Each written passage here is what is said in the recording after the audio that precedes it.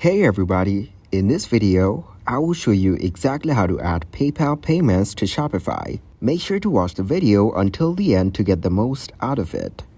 First of all, go to your Shopify account through a web browser. Once you get into your account, click on the Settings option from the bottom left corner. Then, from Settings, click on Payments Providers. Now, in the Payment Provider, click to activate Setup Information. Before that, you must have a PayPal business account, and you must grant Shopify third-party API access to your PayPal profile. Then, in the PayPal section, choose the PayPal account type that you want, and then click on Activate. And now you need to log in with PayPal to set up permissions for your account. After that, permission will be granted to Shopify. Then, Shopify is asking permission to use Express Checkout to process payments. Issue a refund for a specific transaction.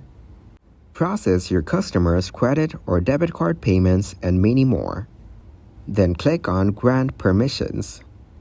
And now you have successfully added PayPal payment to the Shopify account. Click the link given in the description box to create your account. That is it for this video.